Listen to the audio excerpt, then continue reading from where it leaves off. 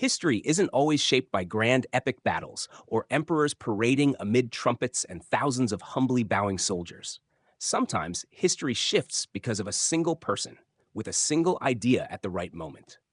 And for Napoleon Bonaparte, the moment that changed his life, starting his path to the pinnacle of power, didn't happen in a magnificent palace or a grand campaign. It began in a port city called Toulon, a name that might sound small, but it marks the birth of a military genius. Napoleon immediately drafted a tactical report to headquarters, including detailed maps, artillery placements, and approaches to each high ground. However, he was ignored by his superiors, bureaucrats who dismissed this young, unknown captain. But Napoleon didn't give up.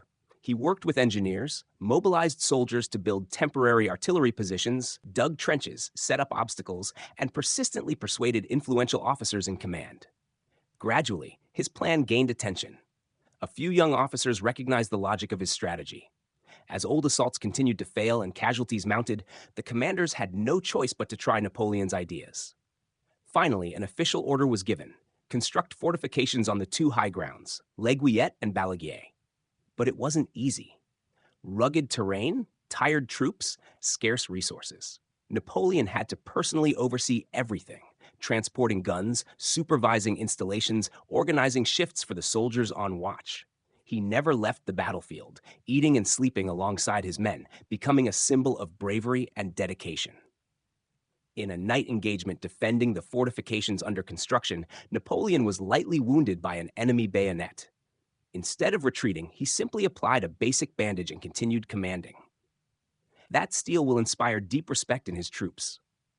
His name began circulating in the camp as an officer of real skill, bold enough to think, act, and take responsibility. He didn't stop there.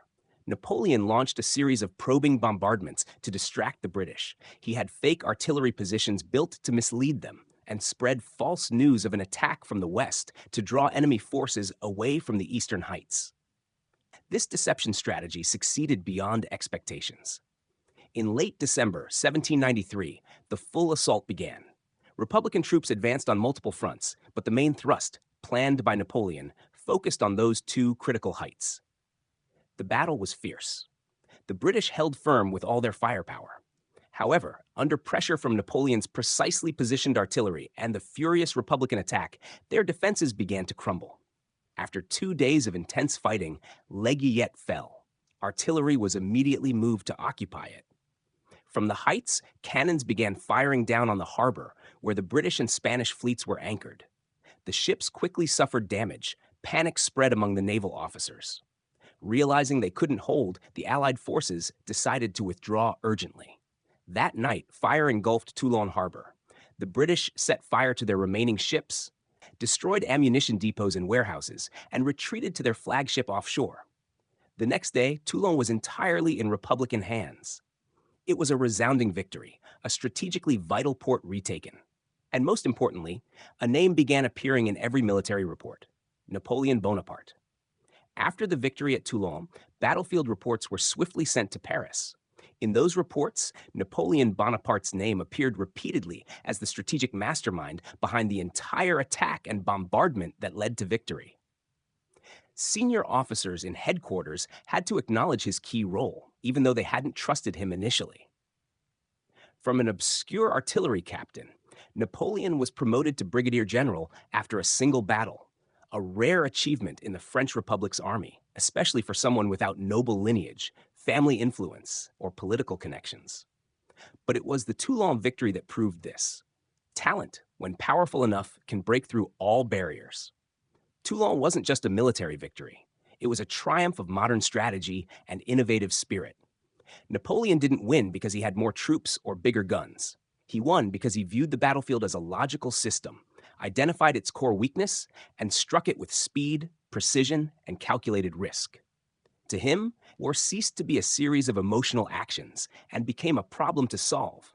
And Toulon was his first solution that made all of France see him differently. After Toulon, Napoleon's reputation began to spread in Paris. Revolutionary leaders, including Robespierre, started to take notice. Robespierre, who was then holding supreme power in the revolutionary government, recognized that Napoleon wasn't only a capable commander, but also an ideal instrument to bolster political power through military victories. Napoleon was summoned to Paris, but instead of enjoying glory, he entered a political world full of intrigue, jealousy, and danger. He got swept into power struggles among revolutionary factions, particularly between Robespierre's Jacobin group and rising royalist opponents. During this period, Napoleon had few battlefield opportunities, but he began developing political survival skills, the skills that would prove critical in later years. Still, Toulon remained the first landmark in Napoleon's historical name. Without Toulon, there would be no Austerlitz, no Italian campaign, no Egypt expedition, and perhaps no famed bicorn-hatted emperor who later struck fear across Europe. The most important thing about the Toulon victory wasn't just recapturing a port city. It was the emergence of a new military genius, someone who could see what others couldn't, act when others wouldn't, and turn impossible into reality. Toulon, 1793. France was sinking into chaos after the Revolution. King Louis XVI had been executed, and Queen Marie Antoinette had not escaped the guillotine. Rebellions, civil war, counter-revolution erupted across the country. The old powers had not vanished, while the new were too immature to control the situation. And in that context, the southern port city of Toulon became a focal point. Toulon was France's main naval base on the Mediterranean, a place of extreme strategic importance. But its residents weren't entirely supportive of the revolution. When the uprising against the Republic took place, royalists seized control of Toulon and, worse, opened the city gates to the British and Spanish, allowing them to occupy the port. This was not just a rebellion. It was the surrender of part of the country to its eternal enemy. The Republic couldn't accept that. A military force was sent to retake Toulon. But the Republican army at that time was in chaos, lacking competent leadership, organization, heavy weaponry, and especially experience in coordinated assaults. When the revolutionaries arrived at Toulon, they discovered the Allied forces had built an extremely strong defensive system. Forts, earthworks, artillery positions were systematically constructed. From the high grounds, they could easily control the entire harbor area and the roads leading into the city. All initial attacks by Republican forces failed miserably. The front stalled. And then a previously unknown name stepped onto the stage: Napoleon Bonaparte. He was just a youthful artillery captain, 24 years old, from Corsica, a land neglected by the glittering Paris elite. Napoleon was sent to Toulon not because of outstanding talent, but simply to supplement the artillery ranks. No one expected anything from him. But what few anticipated was that this overlooked man carried a tactical mindset centuries ahead of his time. The moment he arrived at the front, Napoleon didn't act like an ordinary officer. He didn't wait for orders or mechanically follow a preset plan. He observed the terrain, analyzed defense layouts, supply lines, artillery placement, and the battlefield's geography like a chess player evaluating a board. And then he found what all senior commanders had ignored. If the two high grounds, L'Aiguillette and Balaguier, were captured east of Toulon, the Republicans could place artillery there and fire directly on the British fleet anchored below. There would be no need to attack the city, just force the British fleet to retreat, and Toulon would collapse on its own. That was a strategy that struck at the core weakness, instead of confronting directly. Toulon wasn't just a stepping stone for advancement. It was the first battlefield where Napoleon applied the military principles that would define his career, combining artillery with terrain, targeting core weaknesses rather than overwhelming force, psychological warfare and manipulation of information, and especially leveraging speed, precision, and surprise to overwhelm the opponent. Toulon was also the first place he learned the lesson of command authority. Prior to this, soldiers didn't know who he was. But after each time he personally directed bombardments, built fortifications, even remained injured in the field, the troops' faith in him became absolute. For Napoleon, it was a lesson that to earn soldiers' respect, you need not only talent, but also to live like them, fight like them, and endure with them. At Toulon, he began building a leadership style based on camaraderie and profound influence. Many soldiers who fought alongside him there later became loyal officers throughout his life, like Murat, Duroc, Junot, names familiar to Napoleon enthusiasts. Toulon inadvertently became the cradle of a whole leadership ecosystem around Napoleon.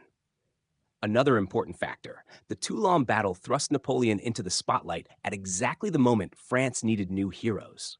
With the king executed and the old regime wiped out, the French had no figure to admire. Amidst chaos, they needed a new symbol, and Napoleon, with his brilliant victory at Toulon, began stepping into that role. The public heard of a young man who drove the British away and reclaimed Toulon port just with artillery strategy. The press started reporting on him. Painters created portraits of him in uniform, standing beside a cannon, gazing into the distance. The legend began to form. From an unknown captain, Napoleon now had one foot in history, and no one could erase that mark. Toulon was also the starting point for a chain of events that would lead him to the top.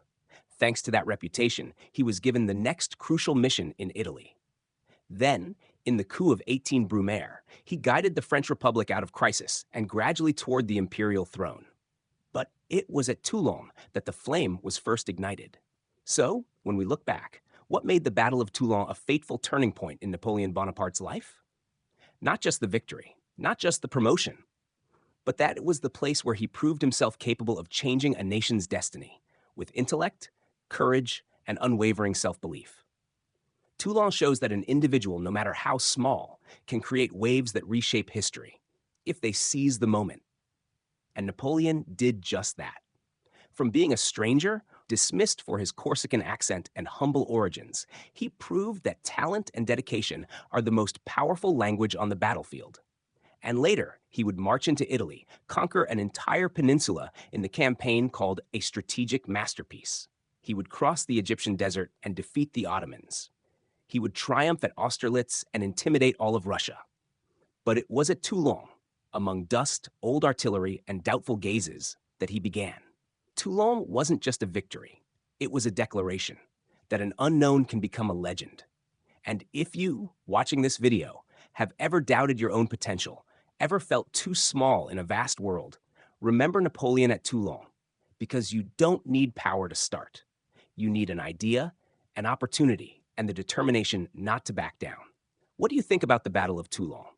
Do you believe that without this victory, the world would never have known Napoleon? Or do you think a genius would shine anyway, with or without Toulon? Leave a comment below. I'd love to hear your thoughts. And if you enjoy the way we tell history, not just as a dry chain of events, but as vivid, inspiring stories, please hit subscribe, ring the notification bell, and keep coming along with the Decode Napoleon series.